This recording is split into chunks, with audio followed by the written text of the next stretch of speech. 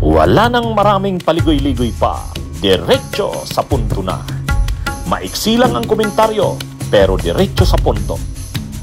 Maraming kuro-kuro, may tiwali, may totoo. Dito, sa Puntong Diretso tayo.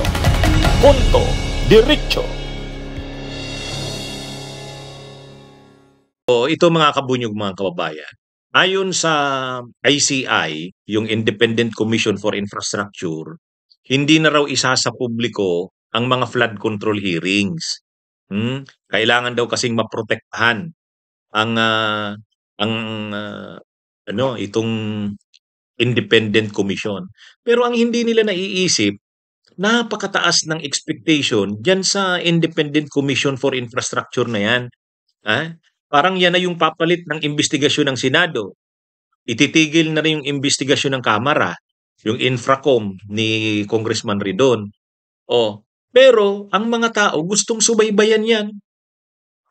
Ngayon, tinigil yung Infracom hearings. Pwedeng ititigil na rin yan lang Blue Ribbon nila Lacson pagdating ng panahon tungkol dyan sa mga flood control hearings na yan. Tapos ito namang ICI sa ilalim ni retired Associate Justice sino ba tong naging ano dito? Chairperson ng ICI. Ano yun? Kalimutan ko na tuloy yung pangalan ng yung chairperson na appointee rin ni Duterte.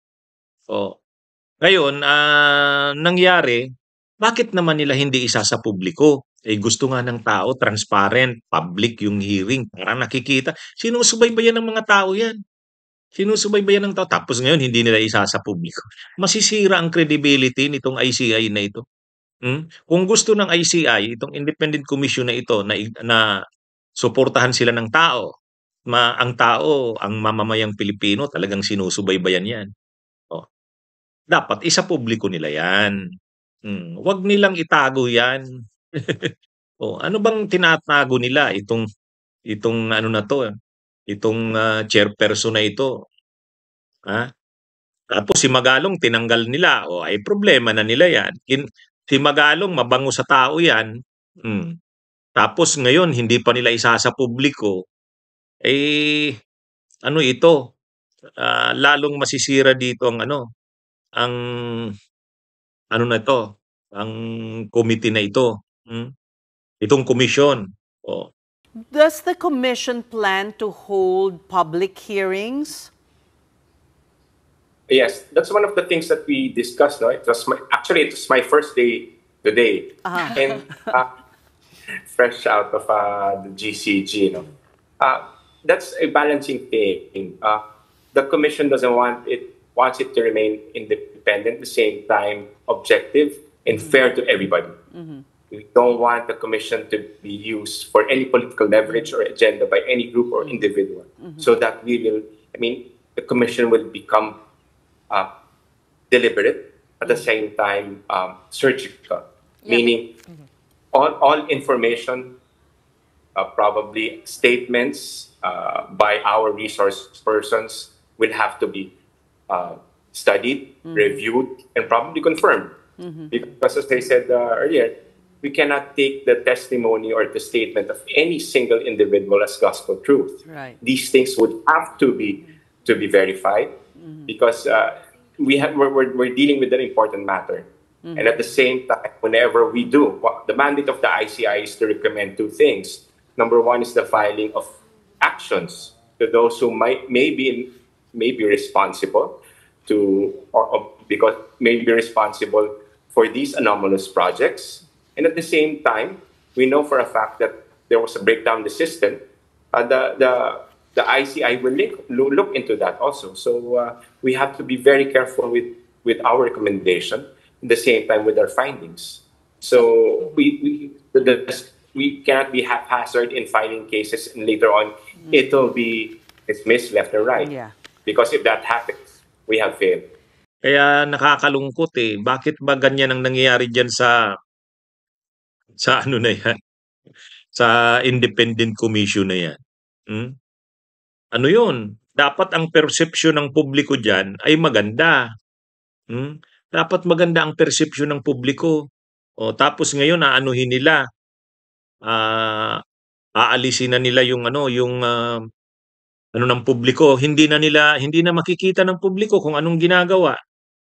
Hindi maganda, pangit. Kaya itong anong 'to, kung sino man ang nag-advise diyan o kung ito bang chairperson na ito ang nag-decide niyan, ill-advised. Pag-isipan niyo uli 'yan, 'no? Kailangang malaman ng publiko ang nangyayari diyan sa independent commission na 'yan. Gustong makita ng mga tao sinong mga ini-interview diyan, anong produkto, anong nangyayari sa imbestigasyon, sino ng mga naimbestigahan diyan, anong sinabi ng mga naimbestigahan diyan. Gustong malaman ng publiko 'yan. Kasi sobrang sobrang init ng isyung ito sa mga anomalya sa flood control, gusto ng publikong masubaybayan ang bawat developments diyan. Tapos aanuhin nila, hmm, ah, aanuhin nila itong public hearings, hindi na nila isasagawa sa publiko. Closed door na kumbaga. Ang pangit naman ang pangit naman ng anong ito, ng mga kabunyog, mga kababayan. Hindi maganda ang nagiging desisyon ng anong ito, ah, ng ng komisyon na ito. Ang chairperson ng committee ito, syempre okay sana diyan okay sana diyan si Babe Singson. Okay sana. Ang problema nung bandang huli, ang linagay na chairperson, marami na ngang nagre-react ng linagay diyan yung chairperson. Si retired Associate Justice ng Supreme Court, Andres Reyes. Duterte appointee yan eh. Duterte appointee. Marami ng sino ba yan? Sino ba si Andres Reyes? Dapat itong si Andres Reyes magpakitang siya na katiwala siya ng publiko. Tapos ngayon ang desisyon niya, tinanggal na si Magalong. Tapos ngayon hindi pa nila ibubukas sa publiko yung mga pagdinig. Wala. Wala. Mawawala ang diyan. Kailangan ng ICI na yan ang suporta ng publiko. Paano sila susuportahan ng publiko kung hindi nila ibubukas sa publiko yung mga hearings nila? Wala. Hindi talaga maganda. Mali yung desisyon yan ng ICI. Bunyog, halikan na kasama ka. Bunyog, kapag buklod ay may pag-asa. Luzon, Visayas, Mindanao, isa ang pananaw. Sa bagong Pilipinas ang bunyog isisigaw.